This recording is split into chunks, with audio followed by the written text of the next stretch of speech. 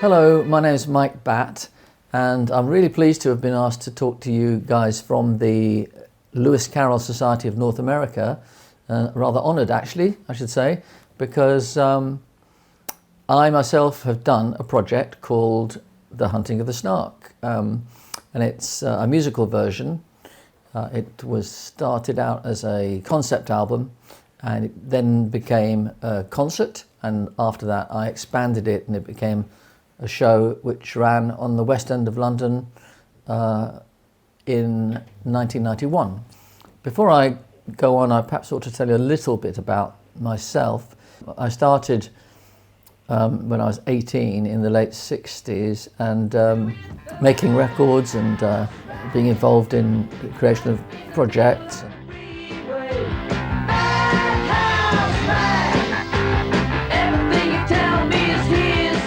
Had quite a lot of hits with something called the Wombles. It all came from a TV show which I had written the song for. It led to 8 top 40 hits in the UK. Further hit singles followed. Remember You're a Womble, Banana Rock, Hey banana, don't you slip on me skin. Wombling Merry Christmas, We wish you a wombling Merry Christmas. I was lucky enough to then go on and have quite a few hits with other artists in the UK, and ever since then I've been in the music business and having a fun time. In 1980 I went away with my family on a yacht which I bought, an old yacht. We went off to, well, Australia. We went around the world in this big boat. I didn't really know where I wanted to go to when we set out, and I didn't really know where.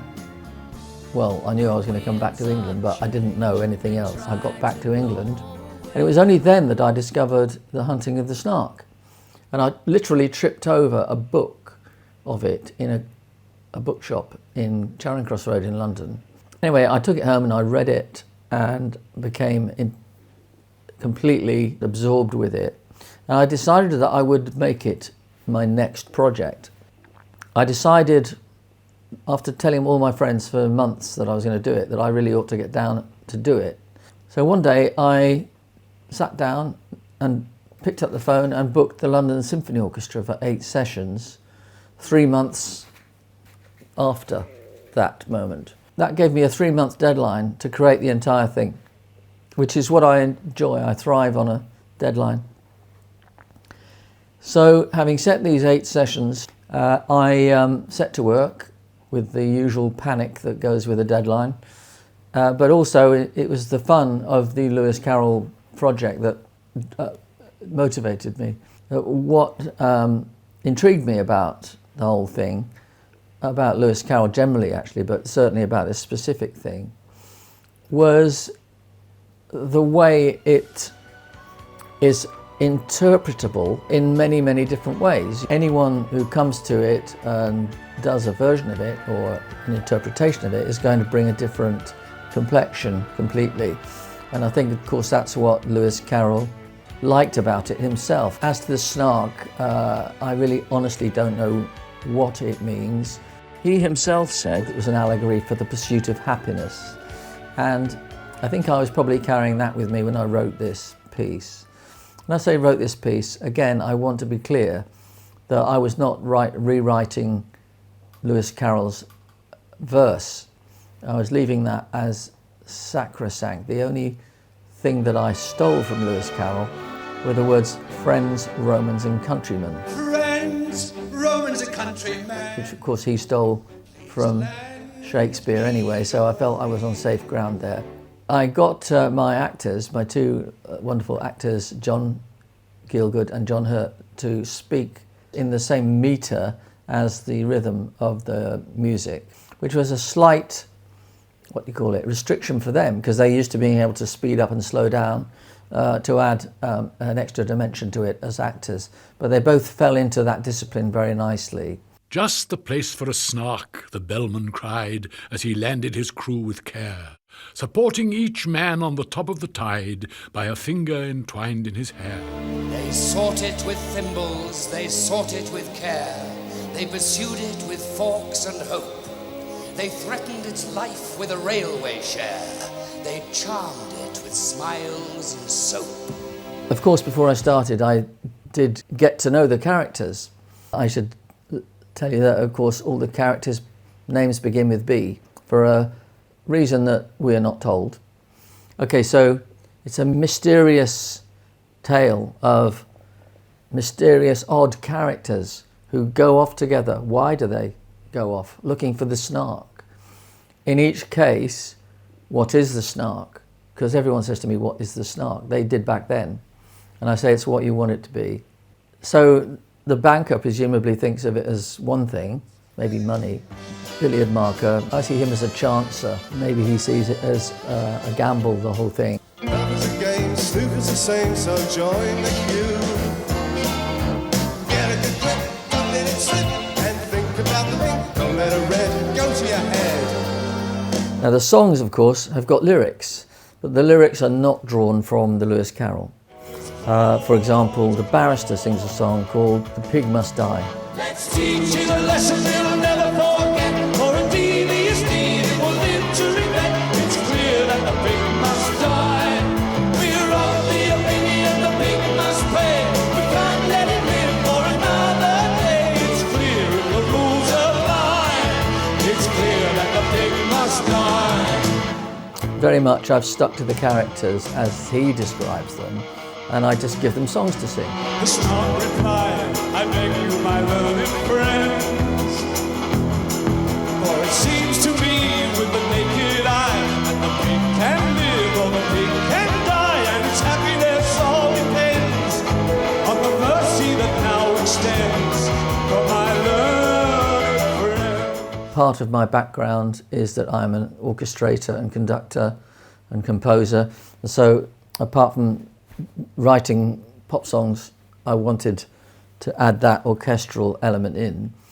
And so the thing was finished within 3 months, and very happily was able to recruit the services of quite a lot of very famous people. Art Garfunkel, who came and sang the role of the butcher. I came as the butcher on this escapade, without the heart for moving in for the kill. It makes me want to be ill. It's just one song, actually in his case 1.5 songs, one song and one duet. The duet is with Denise Williams. Denise is playing the Beaver. Cliff Richard, Roger Daltrey, a chap called Captain Sensible, who was a punk in a band called The Damned. So he came and played the billiard marker.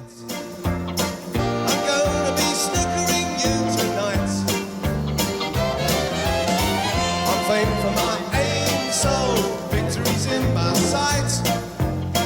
I'm gonna be snookering you tonight. The record never really came out in this country on a major label. It's one of those kind of culty albums that I get lots of mail about. Meanwhile, however, we carried on with the production of a concert for charity at the Royal Albert Hall. It was only the 40-minute album-length version. I hadn't, by that time, written it out into the full 2-hour musical, stage musical. It was just fun, and as we filmed that, we were able to put the film out on Channel 4, and it received very, very good notices. I should explain that it took me a few years to get the opportunity to put it on in the West End. And again, it was one of the things I'm the most proud of in my life. We were all very happy with it. It was quite an ambitious visual production, which I had designed specifically around this particular passion I had for animation and design using still photography. It was more like a magic lantern show, as the old Victorians used to call it. So it's quite an adventurous production, which of course is in keeping with the adventurous nature of the poem. What you may have put for years, but were instead to us by day or after dark. In the hunting world,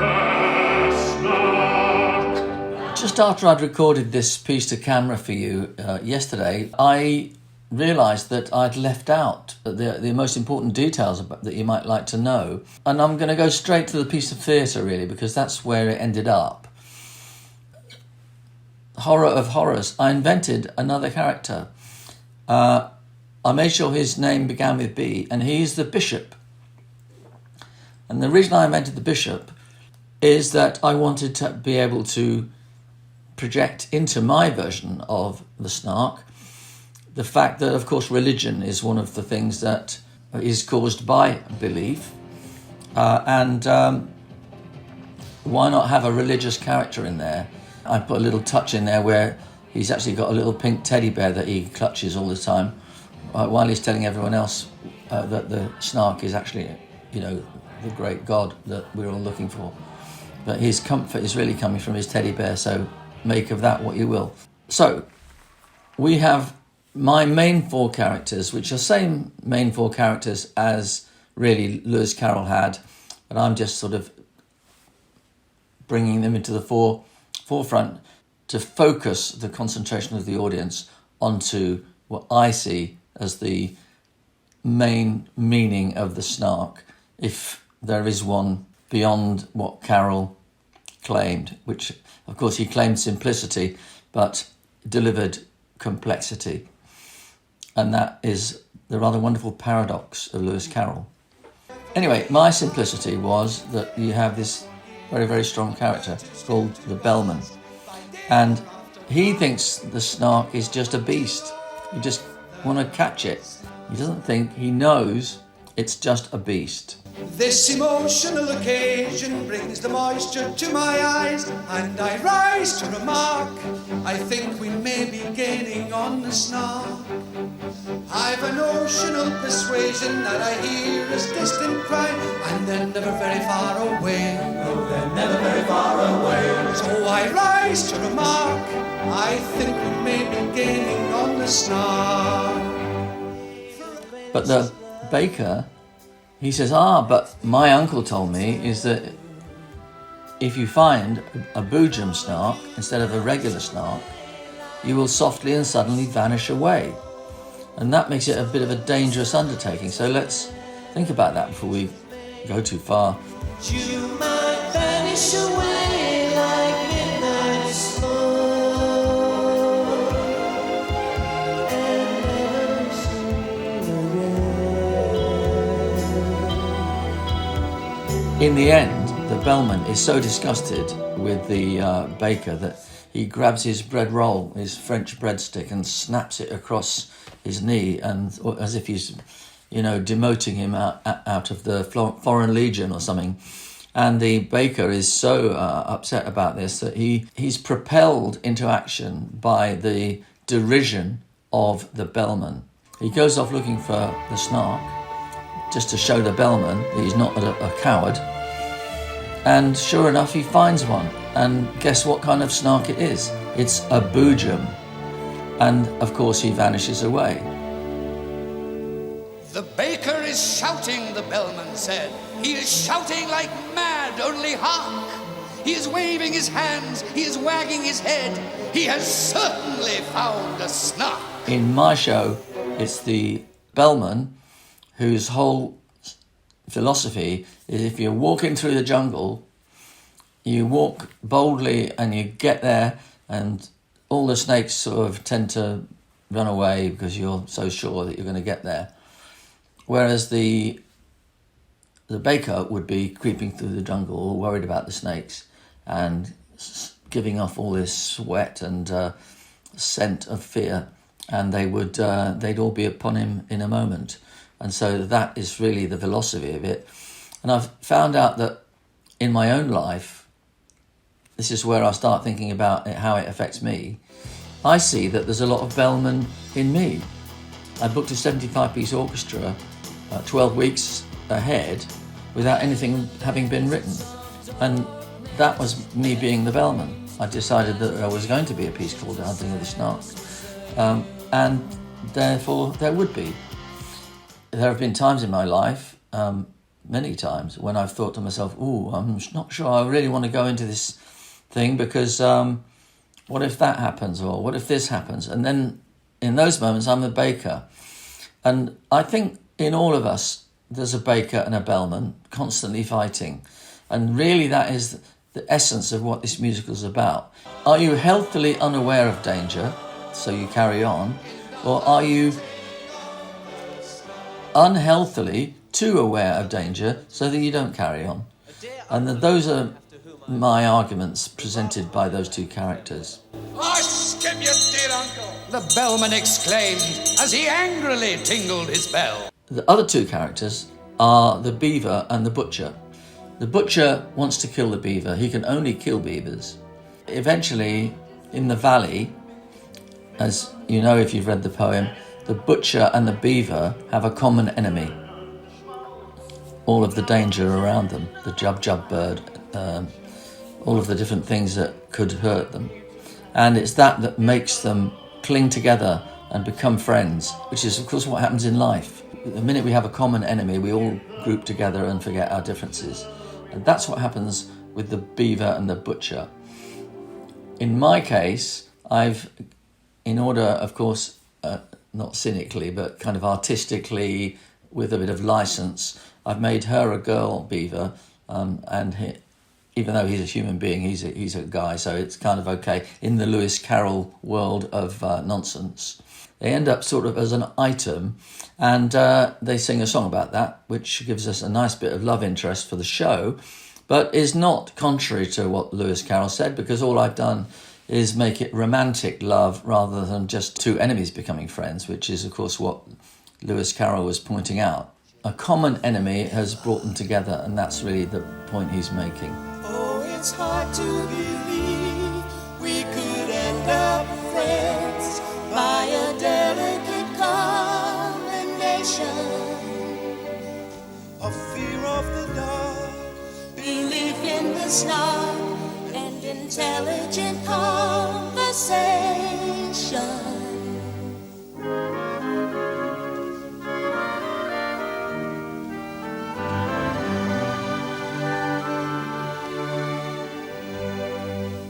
I've said that I went away on a boat and came back just before I wrote this.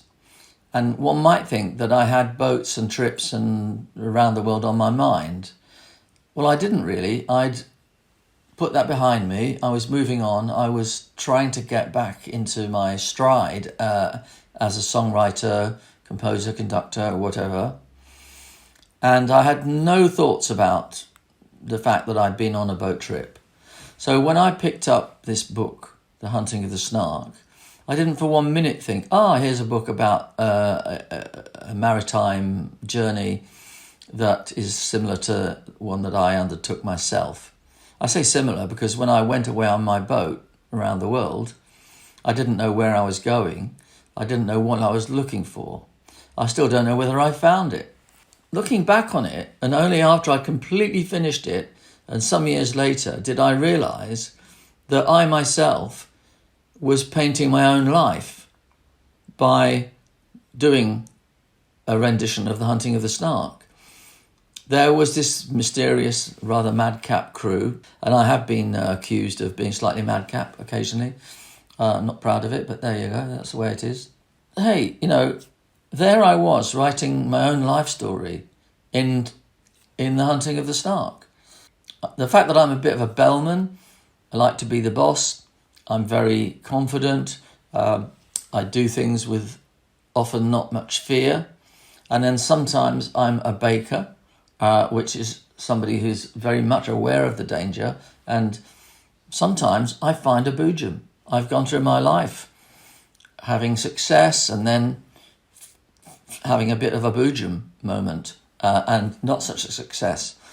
And maybe there's failures where I'm a bit afraid of having failure.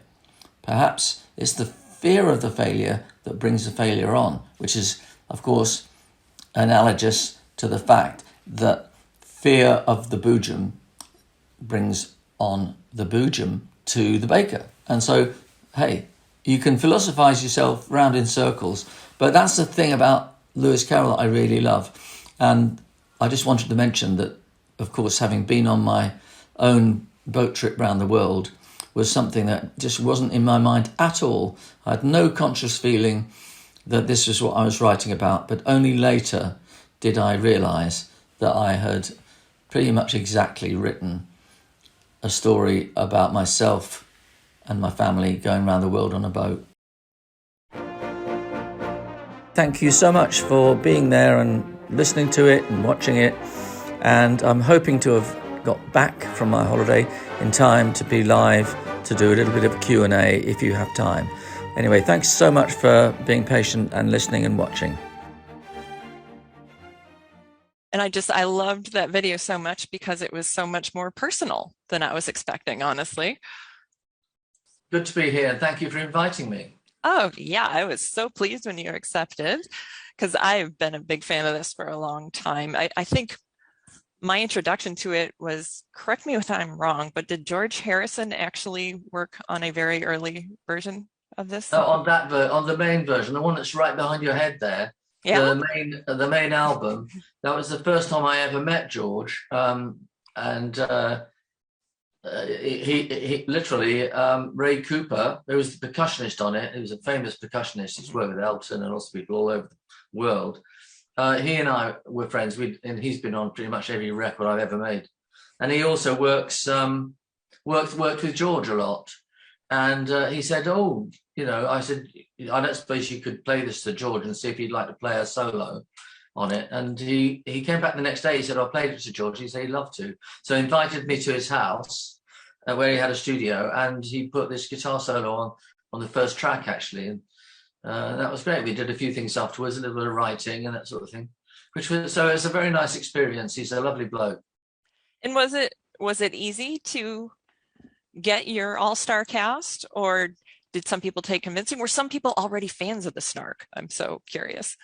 Well, I think most people were not that familiar with it because, of course, Alice overshadows the Snark all the time, and it would have done in Carol's day as well. I mean, it obviously wasn't the smash hit, albeit it was successful. It wasn't the smash hit that Alice was, but and the same with people's awareness of it now. People always say, "What is the Snark?" Is it to say, so what? Why are we interested? And that's the whole reason you're interested, because you don't know. Should be anyway. I even now I've forgotten what the question was. Oh yeah, about whether he knew much about how do you get the people together. Yeah. So yes, I had a big hit with Art Garfunkel only a couple of years earlier, Bright Eyes, which went to #1 in 6 countries. It was it's the first million seller that CBS Records in the UK ever had. And so we were friends and had become friends through being successful together. Obviously if we'd had a flop, we might not have been such good friends. But anyway, the record company asked if I would produce some stuff for his greatest hits album. And we were working in the studio, and I just said, I don't suppose you'd like to voice one of my songs for my new project? And he said, let me have a listen. He's not a man who does things just because you ask him. He wants it to be something he likes. So he came back and said, yes, I'd love to have a go. So I wrote him into it. Nice. So we've got a ton of audience questions here.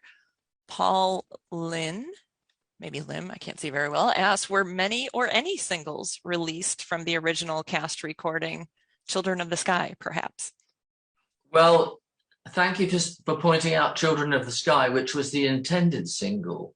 It ended up with my vocal on it, as you might not have got that too much from the concert footage, because it almost didn't look so much like footage. But and I was, as an artist, probably the least famous of all of them. If you've got Art Garfunkel singing a song called As Long as the Moon Can Shine, which is the big love ballad, in its mid-tempo, it's not too slow for radio. Although a lot of radio stations will only play stuff that's north of mid-tempo. Everything has to be going quickly, otherwise they're worried about people switching off. So eventually we did put the Art Garfunkel single out. And for those reasons I just mentioned, it didn't get that much radio play because people programming radio stations tend to want up-tempo stuff. we've proven them wrong several times, particularly with Bright Eyes 2 or 3 years earlier. But tempo was the problem there. Children of the Sky, it could have been a single, and I think it could still be. I know it sounds crazy, but I have got ambitions to put this on. I don't know that I'm pre-answering any of the questions you've got in, but somebody might have asked whether I sort of have finished with it as a project, and I certainly haven't.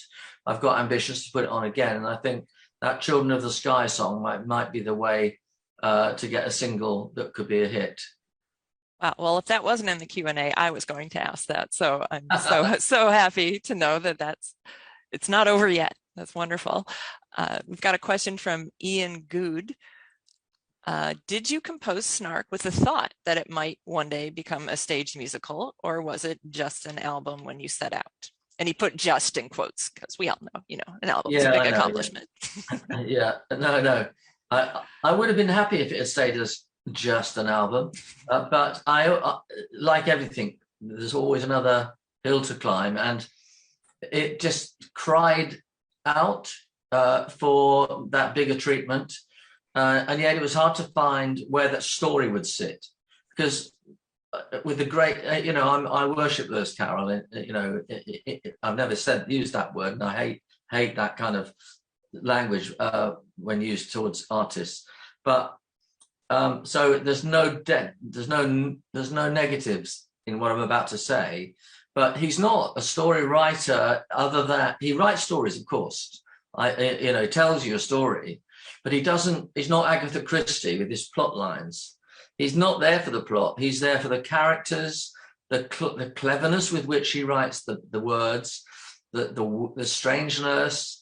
All of the things that everybody watching this and everybody taking part in this will already know that's why Lewis Carroll is so great. But he isn't somebody who writes a lot of plot into. Even Alice isn't a story with much plot. She's not looking for something that she can't find and then finds it and loses it and then gets attacked by bandits. There's nothing like that goes on. It's sort of episodic. You've got the caterpillar, then you've got the Hatter's Tea Party and so on, and then you've got the Queen of Hearts. And she goes through all of this nonsense, which is exactly what he wanted it to be seen as, perceived as. And that's what the same with the Snark, even more, because it's the hunting of the Snark, the undefined Snark, the Snark that's different to all of these different people. And so finding the story, I seem to be rambling up, but I am honestly coming back to the point, which is that I felt if I could find the story in there, I would be able to write a full 2-hour musical of it. And that's why I reached into the characters, and I found this argument between the baker and the butcher. And there are songs in the musical, on the stage musical, when I expanded it to a full length, musical length, 2 hours, there are songs that don't appear on the album. There's a song called The Trouble With You, which is what the baker thinks about the bellman. And it's what the bellman thinks about the baker. And so they're at loggerheads all the way through the show about, is it right to go on or is it better to go back? So finding a story within the sort of philosophies and the mysteriousness of it was a tough ask to ask myself. But the minute I thought, no, I've really got to do this. There's so much to explore in here that as long as the audience go along with me, and they did, thankfully. Some of the critics didn't, I'll have to tell you. Some of the critics didn't they came on the opening night, they didn't really understand it, and they wrote long, nasty pieces saying that, that it didn't have a hit in it. But a lot of them loved it. Radio and TV critics loved it, and audiences were just, what's the word? Just the mail bag we got was fantastic. And so it was. I see it as one of the, I probably see it as the central piece of my working life. Actually, I'd go as far as to say that. Well, that is saying something, given the extent of your working life. Wow. So I have a great question from Matt DeMacco. Speaking of the butcher, So Holiday, the illustrator, made the butcher kind of boy-like, and you had Art Garfunkel with his boyish voice play the butcher, sing the butcher. Was that intentional in any way, or maybe subliminal? I have to be totally honest and say that Art Garfunkel's on it because he sings beautifully and is very famous. You know? Those are two very good reasons. Yeah, and yes, of course. And even in recent times, I've thought, well, you know, if you're casting this for a West End show, and in fact, in the West End show, we do have a young boy. I think the guy who played the baker, the butcher in the West End show was a young, you know, he'd just come out of Cats. He was a young dancer singer, John Partridge, a fabulous performer. He's gone on to great things over here, and good actor, and he's I found him an identity which was at several levels as well. Which again, you see, sorry, I'm going off the question slightly, but I wanted to find things in the characters that would add another layer of mystery, or if you looked at it a different way, another layer of explanation as to who the character might be. Give them some three-dimensional reasons for, you know, he can only kill beavers. Well, why? You know, and I'm sure Carol would have been quite happy for me to ask that question. Why? Not, you know, he doesn't explain why he can only kill beavers. I'd like to find out why. I didn't answer it in the show, but I was asking those kind of questions. Right. Well, but and please go off. Sorry. Sorry, the age of the character wasn't influenced by the Holiday drawings at all. Although I do know that one of the, I think it's the barrister in one of the pictures by Holiday looks surprisingly like Elton John. Now I'm going to have to go get my coffee out as soon as we're done here. Check that out. Yeah. So we have a lot of people asking, are there videos of the concert or stage version available? Yes, all you have to do is dial on Google Mike Batt, The Hunting of the Snark, and you get the full Albert Hall version, which you saw jerky little bits of in that. You won't get the full. One of the things I most regret of my life, I don't like to have regrets, but one of them is that I didn't film the actual West End show more than the bit you saw there, where you have these wide shots and all that very nice little grouping of the bellman singing his song, you know, with all the characters around him. That when you see that in proper film, motion film, you know, it's good. But I wish I had the whole thing, but I don't. I have little snatches of it like that, and it's one of the great. One of my great regrets. But yes, you can experience the whole of the shorter version. That's the 45-minute version, the album version. You can get that on YouTube by just searching for it, Mike Batt, The Hunting of the Snark, and it comes up, Royal Albert Hall version. So that's the answer to that. But there's no collectible version. We have a lot of collectors. They like things. Well, you know, the album is available through my my website is mikebatt.com, so it's easy enough to remember. And if you're American and don't know who I am, I'm not suggesting that every American doesn't know who I am, but there must be some. It's 2 T's. So Mike Batt, The Hunting of the Snark. No, mikebatt.com, and you can buy the album, and you can get it on Amazon and anything like that. So there's a CD of it, but some people were telling me that in various countries it's not available on Spotify. And I made a note to myself this weekend that I must call my distributors and make sure they do make it available everywhere. Absolutely, yeah.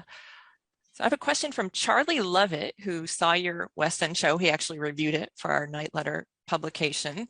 Yes, Charlie Lovett is a well-known journalist in England. A writer, I should say. And here too.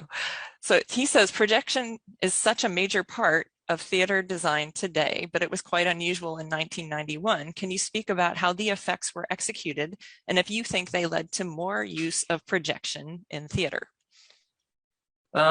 They were a passion of mine from the very first time I put out a solo album. I used a system which is mainly used for things like car launches and conventions that don't require a high production value. Well, high production value, but not video in those days.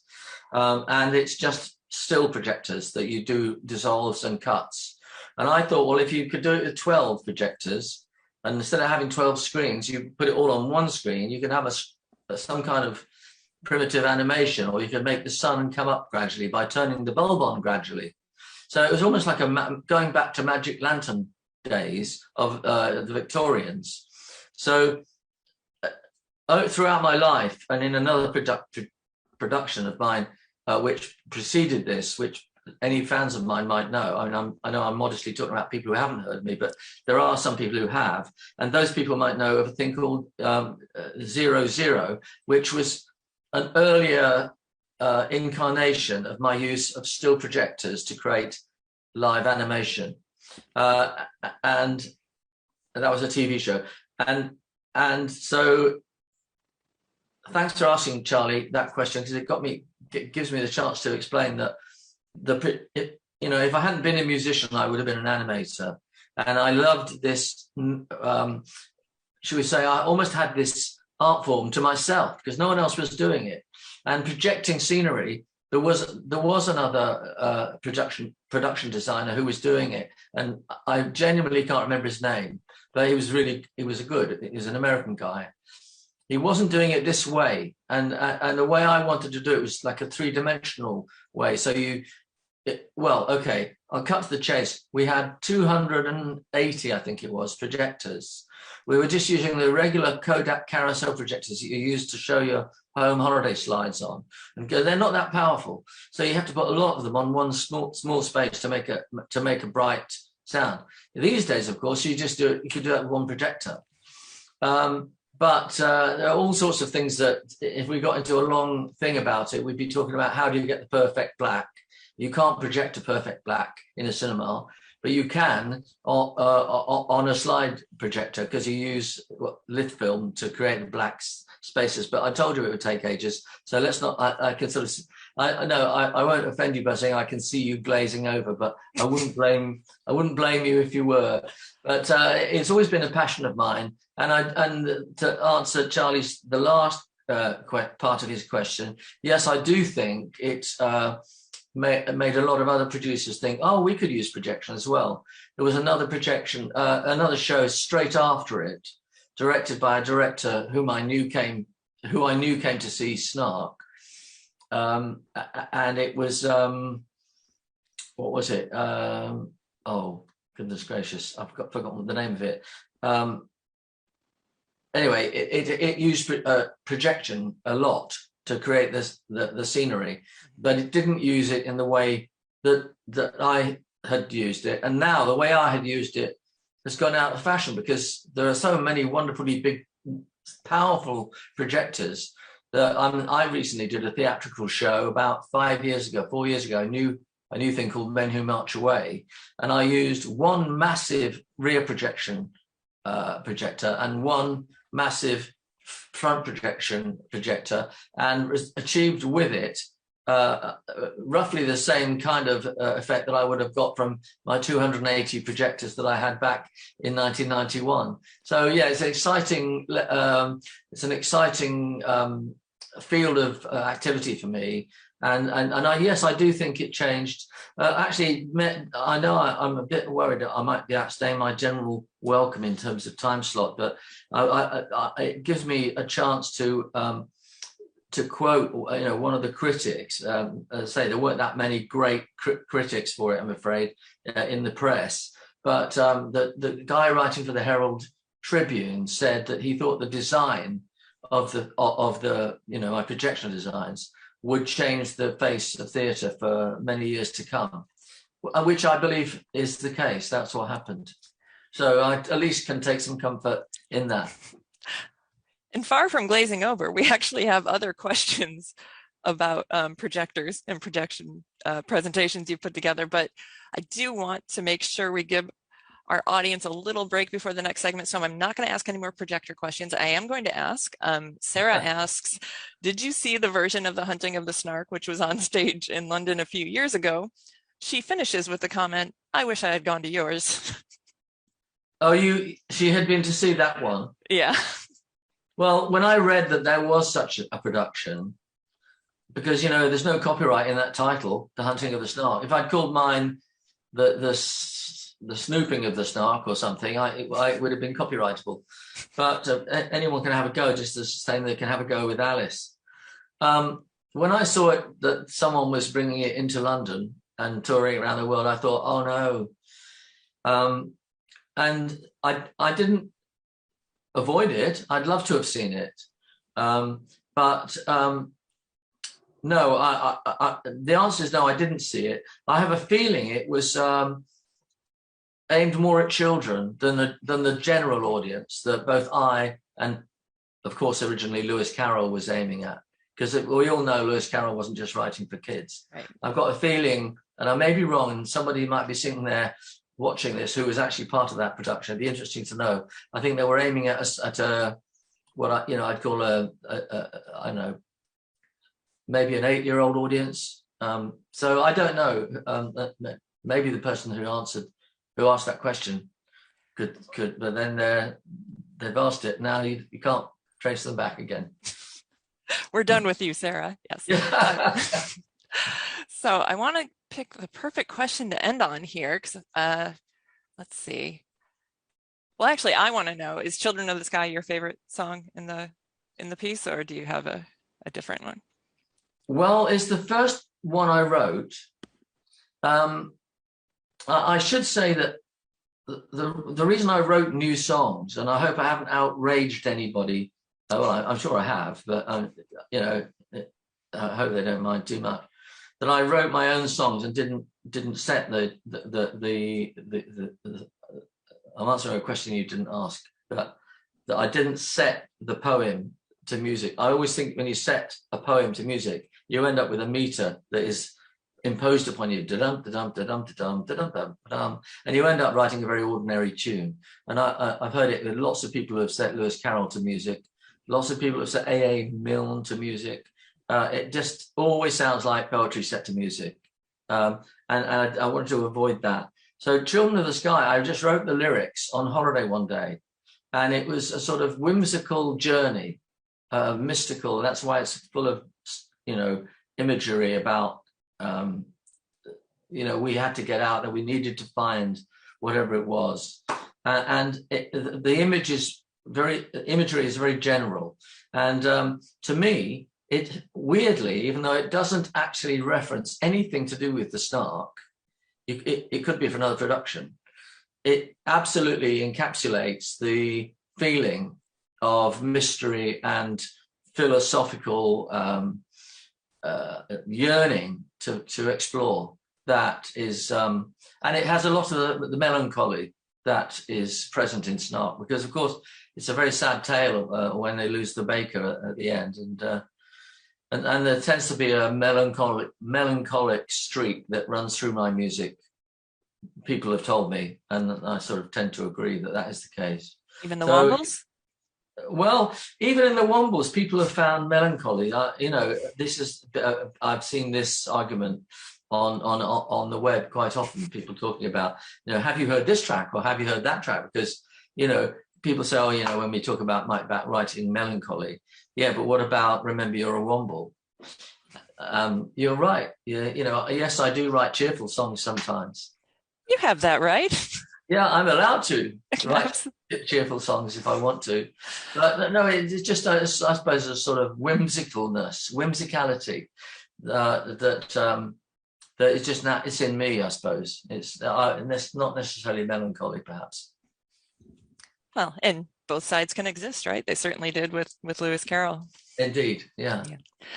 Thank you so much for being here, Mike. I'm really pleased to make your acquaintance, and I know all our members are too. And so it's 12:40. So everybody, why don't we get back here just a little late at 12:55, because I want to make sure you all take a break. We want you to come back for the Golden Years segment. Mike, please, you're welcome to stick around and watch those. We have some great presentations coming up. And yes, I'm so glad you could rush back from holiday and be with us today. Well, thank you so much. Thank you everyone for watching it, and I hope you got something from it and enjoyed it. I certainly did. Thanks for asking me. Thank you. Bye. Bye-bye.